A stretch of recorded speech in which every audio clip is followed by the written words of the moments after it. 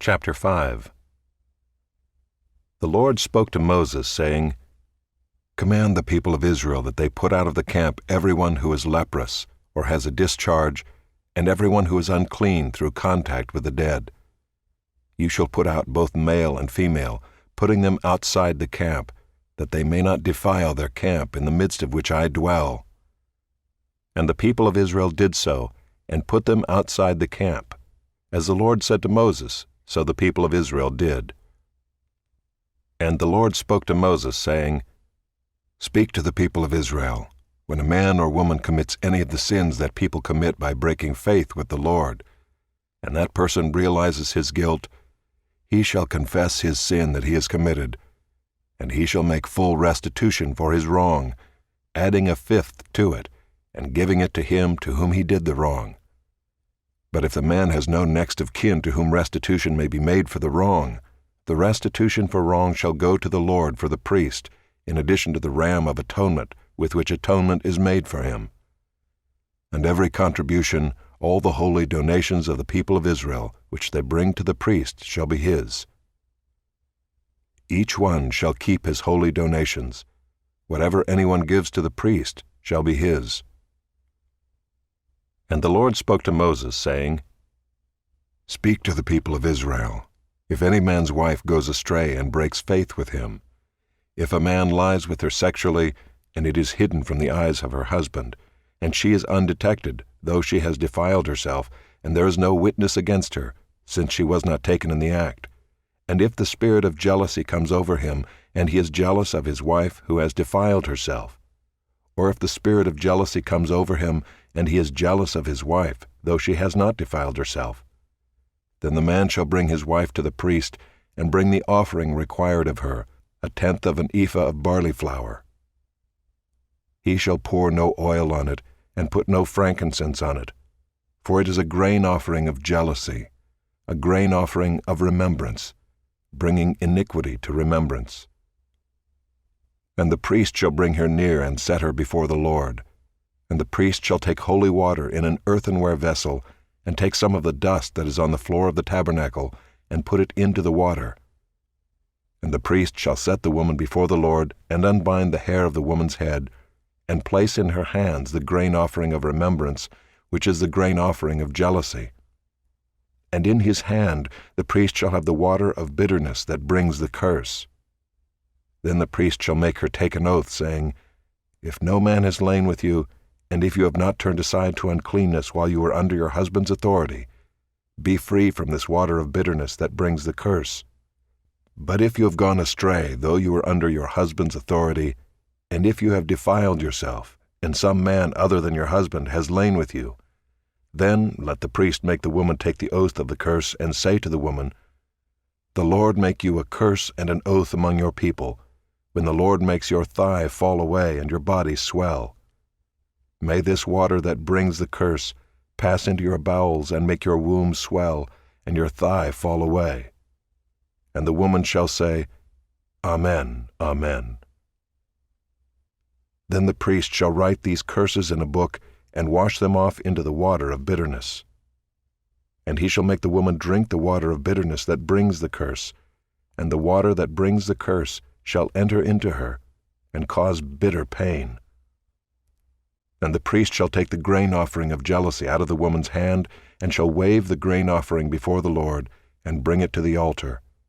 And the priest shall take a handful of the grain offering as its memorial portion, and burn it on the altar, and afterward shall make the woman drink the water. And when he has made her drink the water, then if she has defiled herself and has broken faith with her husband, the water that brings the curse shall enter into her and cause bitter pain, and her womb shall swell, and her thigh shall fall away, and the woman shall become a curse among her people. But if the woman has not defiled herself and is clean, then she shall be free and shall conceive children. This is the law in cases of jealousy, when a wife, though under her husband's authority, goes astray and defiles herself, or when the spirit of jealousy comes over a man, and he is jealous of his wife. Then he shall set the woman before the Lord, and the priest shall carry out for her all this law. The man shall be free from iniquity, but the woman shall bear her iniquity. Chapter 6. And the Lord spoke to Moses, saying, Speak to the people of Israel and say to them, when either a man or a woman makes a special vow, the vow of a Nazirite, to separate himself to the Lord, he shall separate himself from wine and strong drink.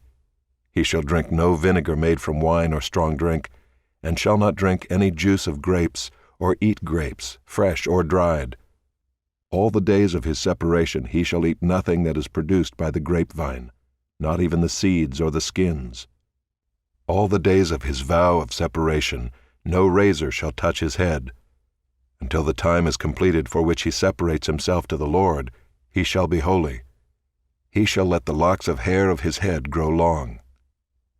All the days that he separates himself to the Lord, he shall not go near a dead body, not even for his father or for his mother, for brother or sister, if they die, shall he make himself unclean, because his separation to God is on his head. All the days of his separation he is holy to the Lord. And if any man dies very suddenly beside him, and he defiles his consecrated head, then he shall shave his head on the day of his cleansing. On the 7th day he shall shave it. On the 8th day he shall bring 2 turtle doves or 2 pigeons to the priest to the entrance of the tent of meeting, and the priest shall offer one for a sin offering, and the other for a burnt offering, and make atonement for him, because he sinned by reason of the dead body.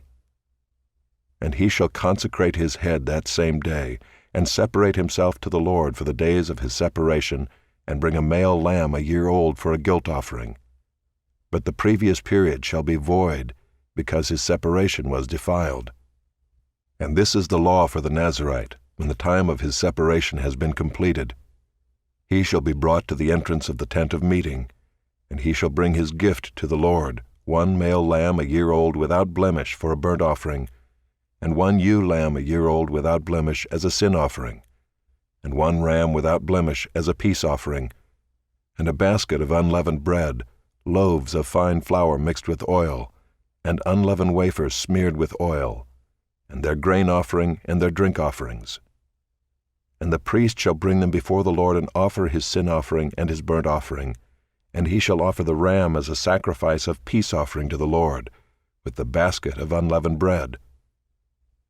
The priest shall offer also its grain offering and its drink offering.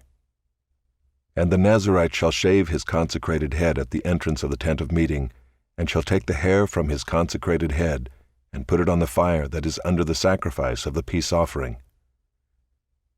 And the priest shall take the shoulder of the ram when it is boiled, and 1 unleavened loaf out of the basket, and 1 unleavened wafer, and shall put them on the hands of the Nazirite after he has shaved the hair of his consecration, and the priest shall wave them for a wave offering before the Lord. They are a holy portion for the priest, together with the breast that is waved and the thigh that is contributed. And after that the Nazirite may drink wine. This is the law of the Nazirite. But if he vows an offering to the Lord above his Nazirite vow, as he can afford, in exact accordance with the vow that he takes, then he shall do in addition to the law of the Nazirite. The Lord spoke to Moses, saying, Speak to Aaron and his sons, saying, Thus you shall bless the people of Israel. You shall say to them, The Lord bless you and keep you. The Lord make his face to shine upon you, and be gracious to you. The Lord lift up his countenance upon you and give you peace. So shall they put my name upon the people of Israel, and I will bless them.